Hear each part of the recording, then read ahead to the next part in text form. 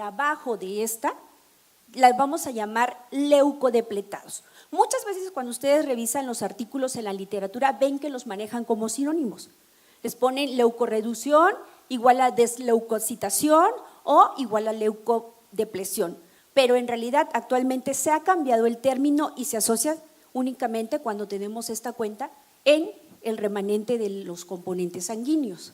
Y esto significa que vamos a tener de 3.5 a 5 reducción de logaritmos.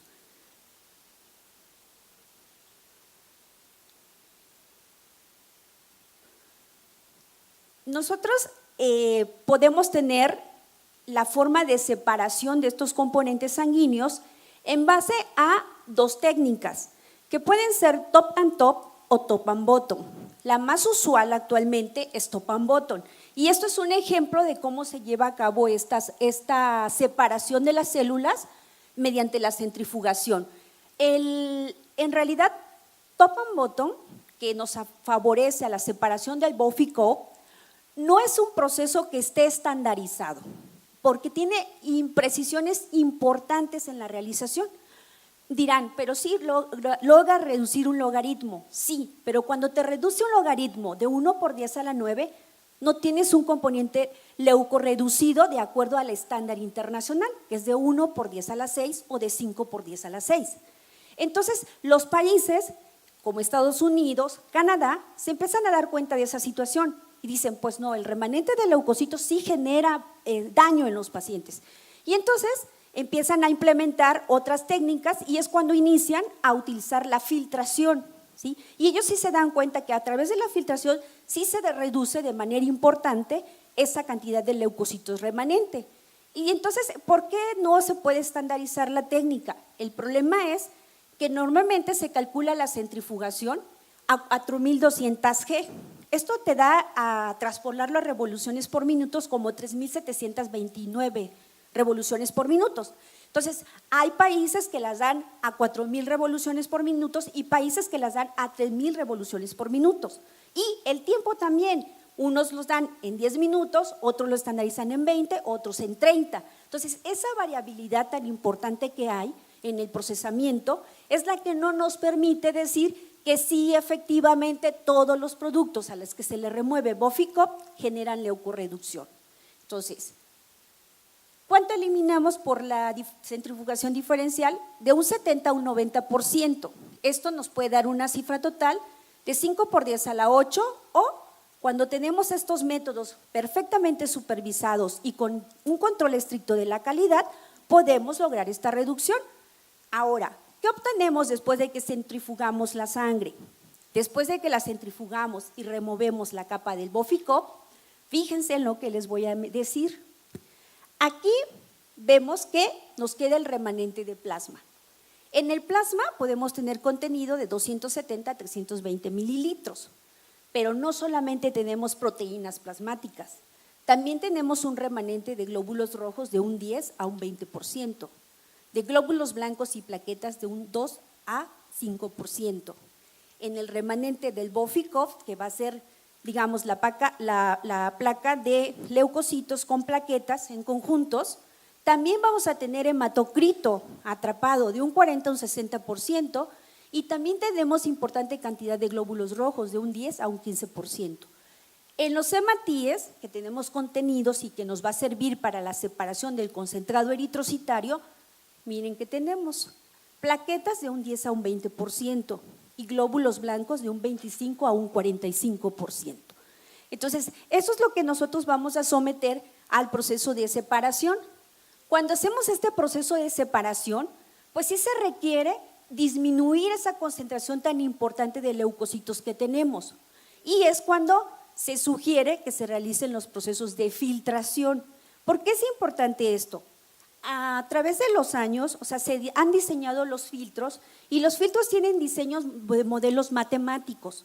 Esas cosas que vemos así como, dame un filtro por favor, tiene una ciencia atrás, ¿sí? La elaboración de los filtros inicia con Fleming en 1926. Él utiliza una columna de algodón para separar pequeñas cantidades de sangre en las que demuestra que hay una importante reducción de leucocitos cuando lo practica. Posteriormente, este modelo es adoptado por Greenwald en 1962.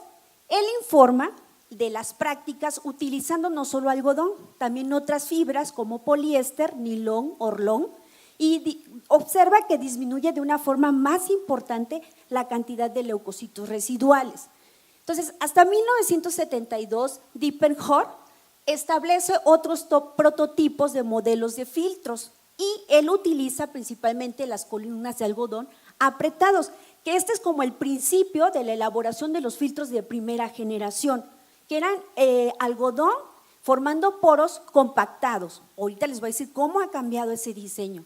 Entonces, en 1990 se diseña el primer filtro que sale a promoción comercial. De hecho, lo hacen en un congreso de la ISBT y de la BB, y esos filtros ya se encontraban con una reducción importante de un 99.95%, pero para 2 años posteriores se logran hacer filtros que ya reducían hasta un 99.99%, que eran los filtros de tercera, y los últimos que son de cuarta generación, que ya se van a 99, 99, 99%. Entonces, así es como van cambiando. Y esto es bien importante porque las fibras de la composición de los filtros juegan un papel muy importante, sobre todo en la respuesta con respecto a cómo es el mecanismo de filtración en el proceso que realizamos. Principalmente porque las fibras, anteriormente yo les decía, los de primera generación, si ustedes hacían una microscopía, la observaban de esta manera. Eran fibras de algodón que eran completamente compactadas. ¿Qué hacían ahí los leucocitos? Pues los diámetros eran mucho más pequeños que el diámetro de un leucocito. Entonces, ahí prácticamente el atrapamiento era mecánico. ¿Qué ocurría? Pues se obstruían los poros, no permitían el paso de los eritrocitos, se embolizaba demasiado la sangre y eso también generaba un efecto adverso al receptor. Entonces, se empiezan a dar cuenta de estas situaciones y empiezan a utilizar el acetato de celulosa. Noten que el acetato de celulosa es menos pirogénico y sobre todo permite que la fibra ya no se compacte, sino se mantenga dispersa, pero que a la vez ayuda a formar ramificaciones de poros. Y entonces los filtros actuales de cuarta generación tienen 3 mecanismos por los cuales realizan la reducción de leucocitos, porque están compuestos por una membrana superficial que es de poros más abiertos, entre 10 y 12 micras, que permite el paso de partículas que puedan quedar detenidas mayor a ese tamaño. La parte media, que es la membrana de filtración media, así se le llama, los poros van entre 5 y 7 micras. Ahí se quedan atrapados, digamos, células que tengan el tamaño de esos poros. Y la tercera fibra, que es la membrana que hace filtración profunda, los poros van entre 3, 5, 8 y 7 micras, son poros alternos, no todos son del mismo diámetro, para que las células que se lograron pasar las micras del filtro intermedio puedan ser retenidas en la última capa de filtración. Pero los filtros no solo funcionan porque nos decían por la carga y no.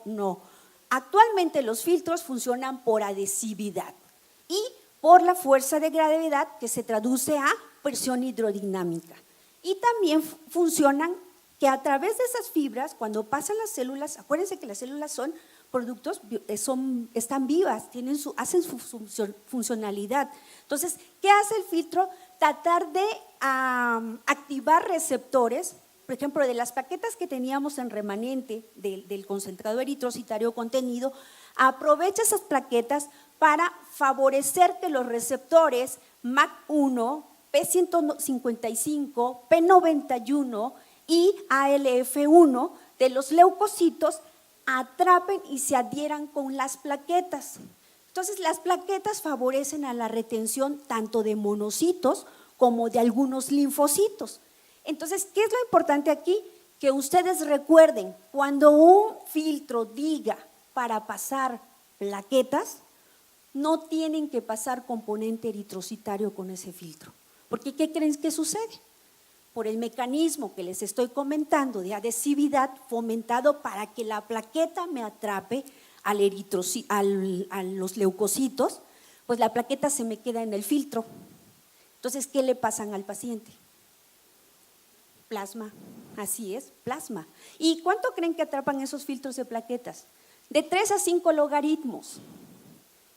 ¿Sí? Una importante cantidad. Entonces, ¿qué le pasamos? Plasma. Eso es bien importante que lo recuerden, porque muchas veces dicen, no tienes filtro de concentrado, dame uno de plaqueta, y cambian. No, los filtros tienen diseños mecánicos como de los matemáticos que se fundamentan en la adhesividad de la plaqueta.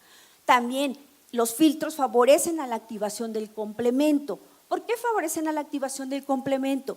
Porque de alguna manera, al activar complemento, también favorecen a la adhesividad, ¿sí? Y la humectación que tienen las fibras favorece a que esa liberación de complemento, ¿sí?, no pase totalmente y se genere como dilución o absorción del mismo dentro del componente, sino que también se queden esos procesos de activación que se llevan a cabo, porque en realidad los filtros, los modelos es atrapar a los linfocitos, a los leucocitos como tal y a los eritrocitos, dejarlos fluir, porque realizan un modelo en base a cómo circulan las células en los vasos sanguíneos. Entonces, de forma axial retienen los leucocitos y de manera centrípeta o hacia el centro a través de la presión dinámica permiten el paso del fluido de los eritrocitos.